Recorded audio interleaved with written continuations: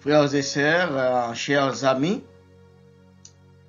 mon nom c'est Pasteur Sagesse Joseph. C'est encore un plaisir de pouvoir partager avec vous le message de la parole de Dieu. Je veux dire merci à tous ceux et celles qui sont accrochés à nos messages sur la chaîne YouTube. Et je tiens à inviter aussi d'autres à faire pareil en allant sur la chaîne de YouTube Fraternité de la Nation Sainte, Révérend Sagesse Joseph. Ainsi, vous allez pouvoir partager les messages que j'ai publiés pour tous ceux qui veulent écouter la parole de Dieu et bénéficier d'un enseignement équitable à ce sujet. Aujourd'hui, je vais m'évertuer à partager avec vous le message qui se trouve dans le livre de Jean, le chapitre 14, verset 6, et Actes, chapitre 17, verset 30 et 31. Je vais lire pour vous, prêtez-moi votre attention. Jean 14, verset 6, « Je suis moi, le chemin, répondit Jésus, la vérité et la vie. Personne ne va au Père sans passer par moi. » Acte 17, verset 30 et 31. Dieu, sans tenir compte des temps d'ignorance, annonce maintenant à tous les hommes en tout lieu qu'ils aient à se repentir, parce qu'il a fixé un jour où il jugera le monde selon la justice par l'homme qu'il a désigné, ce dont il a donné à tous une preuve certaine en le ressuscitant des morts. À travers ces concepts, le seul passeport, le seul visa commun à tous, mais le ticket est personnel.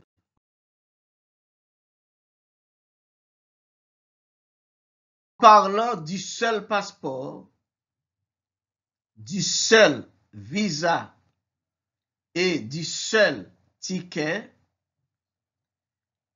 nous voulons dire que l'accès au royaume de Dieu est gratuit, simple et facile, mais conditionnel.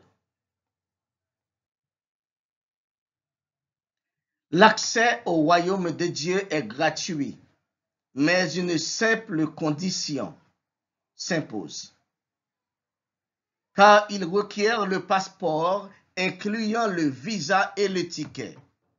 Notez bien que j'ai dit le passeport, le visa et le ticket.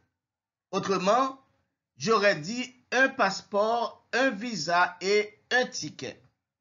Parce que le passeport, le visa et le ticket à quoi je fais référence est unique.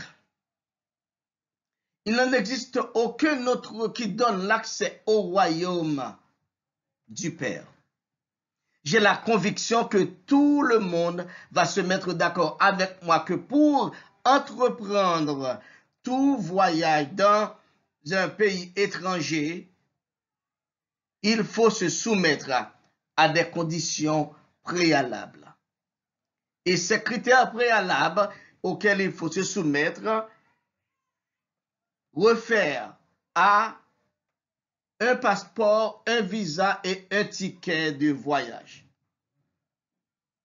Tout le monde va aussi se mettre d'accord avec moi que pour réussir ces démarches, il faut de l'argent. Car sans argent, le plan de voyage reste au stade intentionnel. Car il faut pouvoir répondre aux critères pour effectuer tout voyage en terre étrangère. Il en est de même pour le voyage et l'entrée dans le royaume de Dieu. La seule différence est que l'accès au royaume de Dieu n'exige aucun effort ni contribution de personne. Sinon, le choix du ticket est une décision personnelle. Car Dieu a déjà exécuté toutes les démarches et les mesures qu'il faut quant au passeport, le visa et même le ticket désigné pour ce voyage.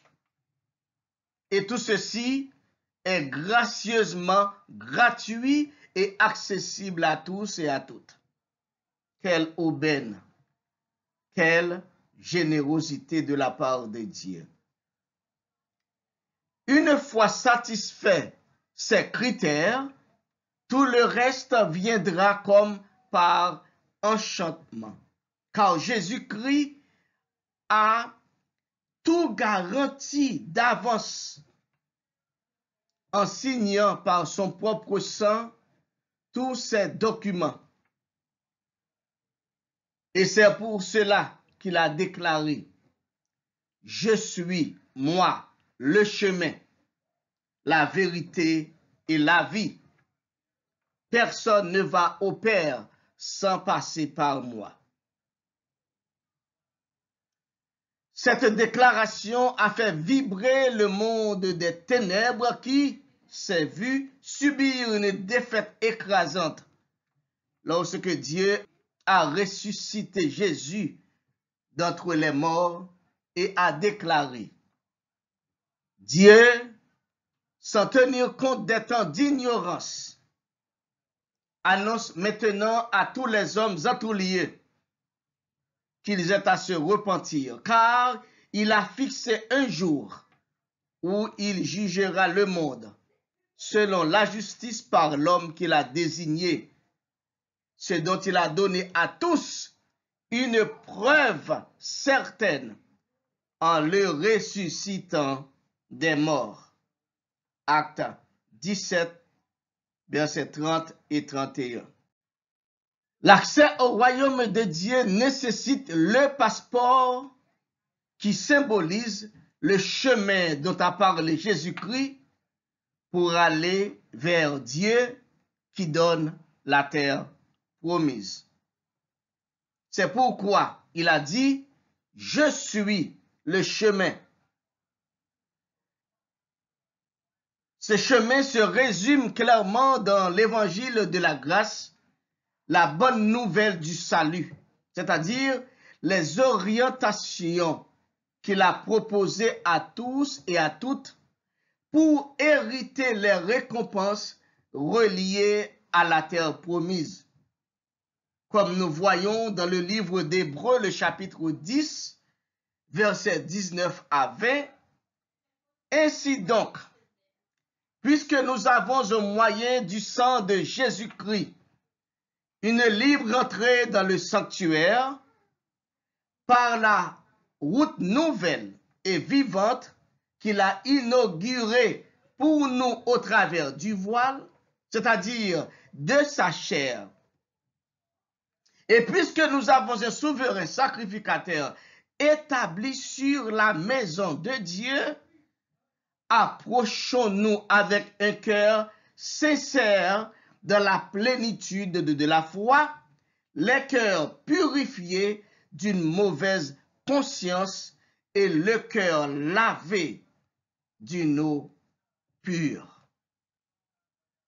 La perspective ici est de saisir l'opportunité de libre rentrée que donne le sang de Jésus-Christ sur la croix pour nous avancer vers Dieu sans rougir, sans avoir honte, en croyant fermement en Jésus-Christ par la foi qui purifie et qui donne une conscience claire sans nous accuser de nos passés regrettables. À cela s'appliquent toutes les notions de repentance. C'est pourquoi il s'est enchaîné en disant « Dieu, sans tenir compte des temps d'ignorance, annonce maintenant à tous les hommes en tout lieu qu'ils aient à se repentir. » C'est l'étape la plus essentielle à franchir. C'est la première démarche, avoir le passeport par la repentance, qui est une reconnaissance qu'on est un pécheur et que seul le sang de Christ peut éradiquer la source du péché sans avoir à faire quoi que ce soit, ni payer une quelconque rançon. Car Jésus a déjà tout fait sur la croix.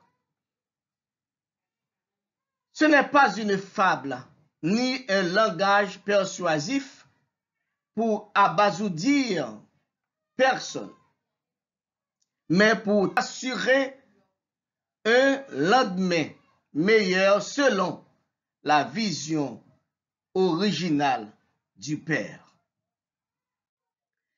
Si par hasard sur ta route, tu rencontres quelqu'un qui te demande raison du changement observé en toi, ou qui t'accuse de criminel, de menteur, de voleur, d'adultère ou d'homosexuel, par exemple, lorsque tu auras connu le succès de la repentance, ne sois pas outragé ni en colère à cause de cela, mais sois fier de toi qu'aujourd'hui, tu as un nom nouveau et que tu renonces à tous ces passés décevants et que tu renais de nouveau grâce à cette provision de Dieu par Jésus-Christ sur la croix. Reconnais que le temps du paganisme qui t'avait enchaîné dans l'ignorance est chose du passé. Car Dieu a exercé sur toi sa miséricorde en ne te punissant pas pour cette ignorance, mais te regarde avec des yeux de pardon à travers Jésus-Christ. Selon Actes chapitre 3, le verset 17. Ce dessein de Dieu pour toi, qui se voit encore dans la peau de l'homosexualité, de l'adultère, de la criminalité, du mensonge, etc., c'est qu'il n'y a aucune condamnation pour quiconque s'abrite en Jésus-Christ, selon Romains 8, verset 1er. Ne laisse pas tarder ta chance de rencontrer celui qui a garanti cette démarche dans la repentance. Car Dieu est le seul capable de faire miséricorde. Ce ne sont pas les gens autour de toi qui te condamnent sans être capables de se sauver eux-mêmes et sauver les autres. En choisissant de croire en l'évangile de la grâce de Dieu, tu obtiens ton passeport pour le royaume et la terre promise. À côté du passeport se trouve attaché le visa qui définit la vérité du royaume de Dieu. Et cette vérité n'est autrement que l'exercice de la foi en celui que Dieu a désigné, à savoir Jésus-Christ, en qui il faut mettre sa confiance pour accéder au royaume. Il ne sera pas possible de parvenir au royaume ni à la terre promise sans la foi en Jésus-Christ, le Fils unique qui a accepté de son propre gré de subir les mauvais sorts à notre place en allant sur la croix de la honte pour payer le prix des accusations du prince des ténèbres, Satan le diable. Sachez que Jésus n'est pas seulement le chemin, mais aussi la vérité du royaume céleste. Il faut bien qu'on s'attache à son enseignement, car il est la vérité qui incarne l'expression de la volonté de Dieu pour les hommes. Il a démontré en parole et en action. Ainsi dit-il, je t'ai glorifié sur la terre et j'ai achevé l'œuvre que tu m'as donnée à faire. Et maintenant, toi, Père, glorifie-moi auprès de toi-même de la gloire que j'avais auprès de toi avant que le monde fût.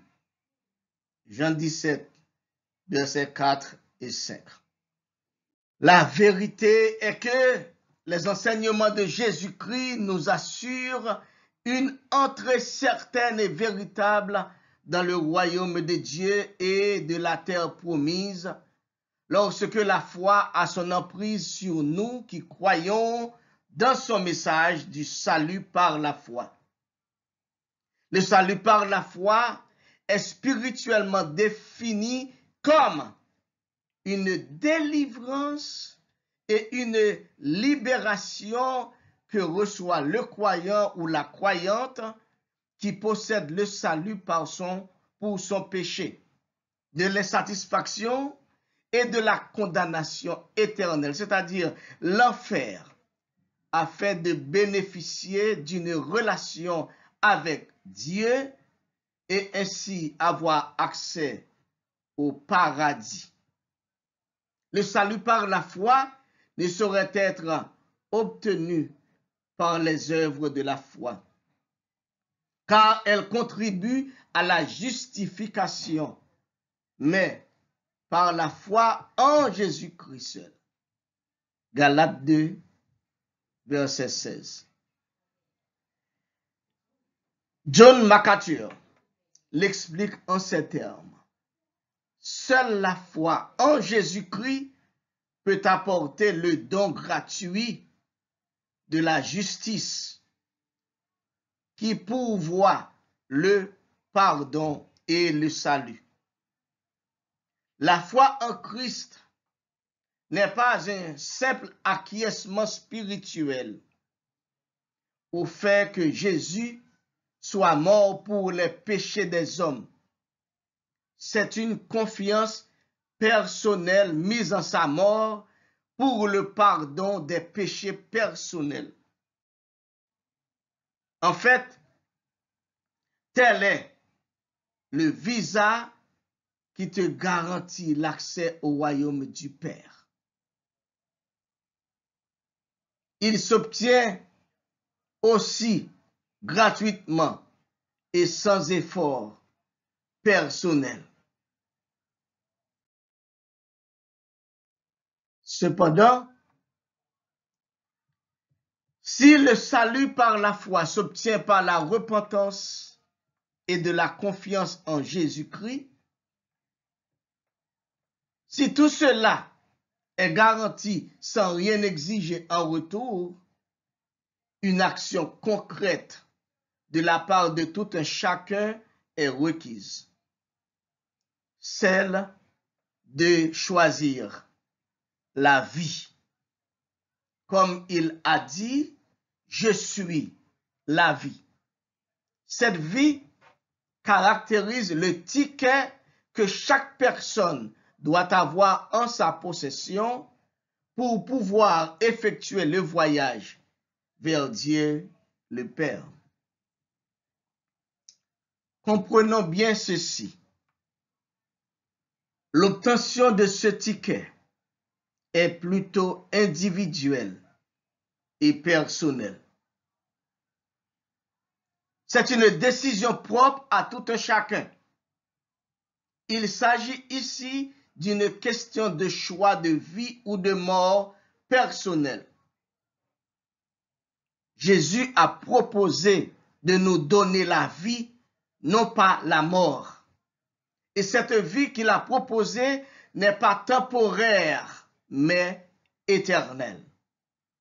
Même après la mort physique, cette vie est encore garantie. Par cette vie, Jésus-Christ nous a mis dans une relation et une communion avec Dieu, notre Père, en qui nous expérimentons la plénitude de la vie réelle et véritable. Voici ce qu'a déclaré l'apôtre Jean. La vie éternelle, c'est qu'ils te connaissent, toi, le seul vrai Dieu, et celui que tu as envoyé, Jésus-Christ. Jean 17, verset 3. La vie se trouve en Jésus-Christ seul. Cette vie ne peut être acquiescée après la mort. C'est pourquoi il est écrit, la volonté de mon Père, c'est que quiconque voit le Fils et croit en lui ait la vie éternelle, et je le ressusciterai au dernier jour. Jean 6, verset 40. Que tu sois mort physiquement ou que tu sois vivant, lorsque tu t'es procuré de ce ticket de voyage, ton vol est garanti par le choix de Jésus-Christ comme le Seigneur de ta vie. Ce qu'il faut noter ici, c'est que ce choix de la vie est ta propre décision à faire. Rien de ce que tu possèdes, aucun de tes amis ou du monde qui t'environne ne peut le faire pour toi. S'il y a une quelconque identité à courir après, c'est bien le choix de ce ticket, de cette vie dès maintenant. Qui osera mourir à ta place, même pour une bonne cause? Personne. Alors, l'acceptation de l'évangile de la grâce est le seul moyen de faire ta réservation pour le séjour éternel. Pour nous permettre de faire face à cette situation ou à cette décision, Dieu nous a promis un accompagnement sans pareil en la personne du Saint-Esprit. C'est ainsi, cette promesse d'entrer dans le royaume est certaine et véritable. Elle est rendue possible à tous et à toutes en faisant l'objet de la confiance en Christ Jésus et en son message du salut par la grâce. Elle est disponible de génération en génération, tant que le retour de Christ est encore en suspens. L'Écriture sainte nous l'a enseigné en stipulant, car la promesse est pour tous, pour vos enfants et pour tous ceux qui sont au loin, en aussi grand nombre que le Seigneur notre Dieu les appellera. Actes chapitre 2, verset 39.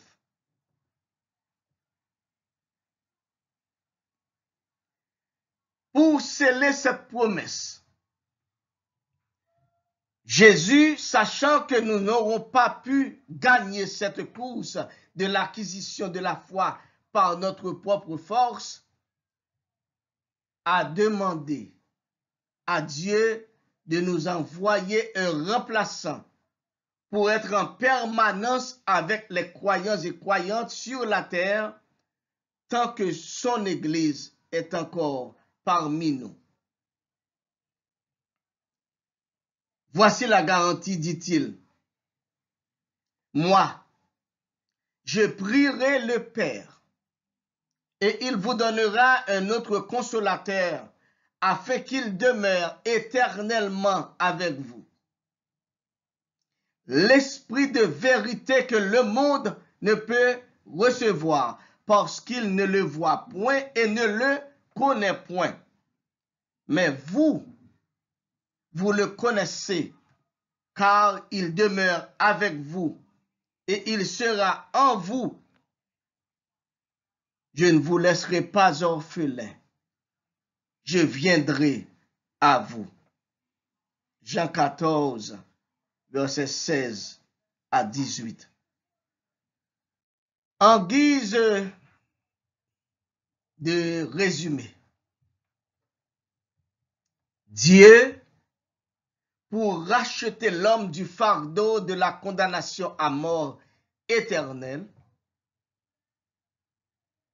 la condamnation à mort éternelle qui s'étendait sur sa vie actuelle et dans l'au-delà, vient à son secours en répandant le sang de son Fils unique, qui de son propre gré avait fait le choix de payer la rançon à la place de l'homme par amour ô combien inexplicable.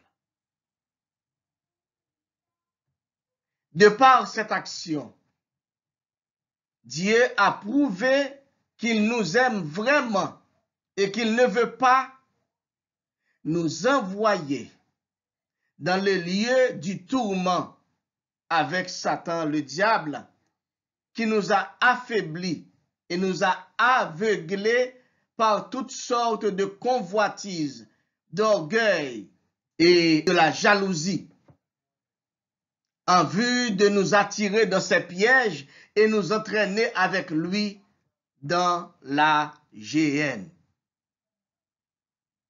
Mais pour nous débarrasser de son emprise, une seule chose est nécessaire, celle de croire que Jésus est le Christ qui vient de Dieu pour sauver l'humanité. C'est lui le chemin, c'est-à-dire le passeport. C'est lui la vérité, c'est-à-dire le visa. Et c'est lui la vie, c'est-à-dire le ticket qu'il faut pour nous amener à Dieu le Père. Tout est accessible à quiconque aura fait choix de croire en son Fils comme sauveur et rédempteur de son âme.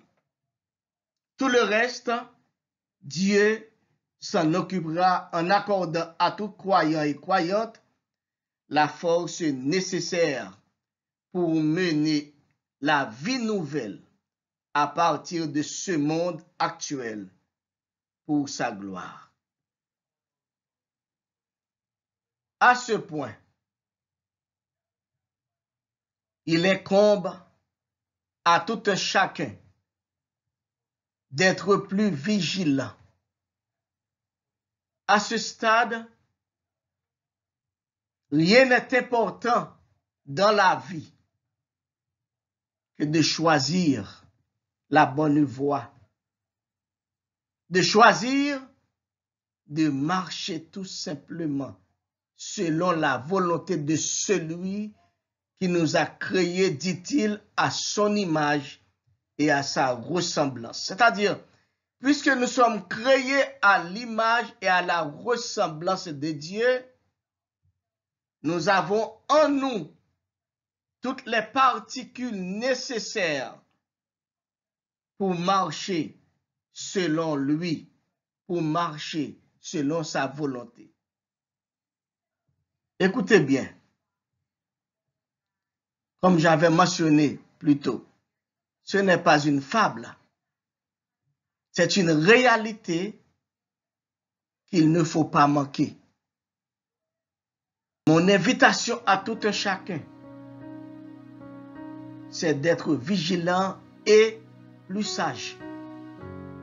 Personne ne va mourir à la place de personne. Tout le monde va comparaître personnellement devant le Père pour recevoir sa propre récompense. Tâchez, s'il vous plaît, de choisir la bonne part qui va vous permettre d'hériter la vie éternelle proposée par Jésus-Christ lorsqu'il a dit « Je suis le chemin, la vérité et la vie ». Parce qu'il sait pertinemment, c'est lui qui peut vous amener vers Dieu et c'est parce que c'est en lui que se trouve la vérité et c'est lui seul qui peut vous donner cette vie éternelle. Ne ratez pas cette occasion